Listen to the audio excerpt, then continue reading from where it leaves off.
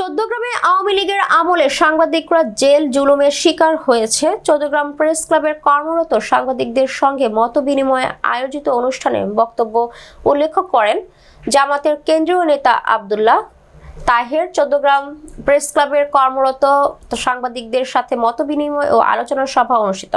শনিবার রাতে Comilla central medical দ্বিতীয় তলায় আয়োজিত অনুষ্ঠানের প্রধান অতিথি হিসেবে উপস্থিত ছিলেন বাংলাদেশ জামাতের কেন্দ্রীয় নায়েবে আমির সাবেক এমপি ডক্টর সৈয়দ আব্দুল্লাহ মুফতি তাহের। এই সময় আয়োজিত অনুষ্ঠানে আব্দুল্লাহ মুফতি তাহের বক্তব্য উল্লেখ করে বলেন, আওয়ামী লীগের শাসন আমলে কুমিল্লা চৌদ্দগ্রামে গণমাধ্যমে কর্মীরা বিভিন্নভাবে নির্যাতন ও জেল জুলুমের শিকার হয়েছে।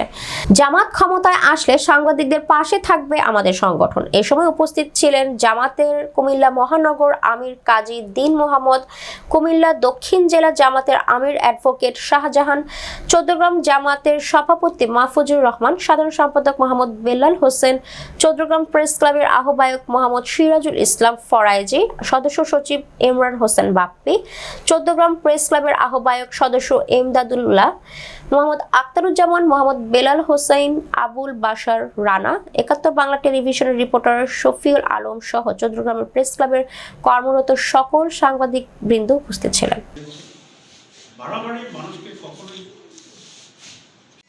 Excess of anything is bad. এটা আমরা জানি না, সেটা সকলে জানি। Excess of anything is bad. মানে যে কোনো কাজ অতিরিক্ত হলে এটা খারাপ হয়ে যায়। আওয়ামী লীগ কি করেছে বর্ণনা না দিয়ে সংক্ষেপে শুরুতে বলবো যে আওয়ামী লীগ অনেক অতিরিক্ত করেছে। একটা ন্যাশনালি করেছে, লোকাল লক্ষ্য থাকে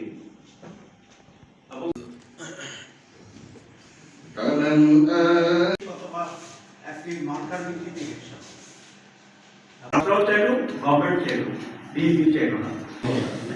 আমরা বলছি ইস্যু হচ্ছে সারা দেশে মিলেই একটি প্রতীক অথবা একটি মার্কার ভিত্তিতে ইলেকশন।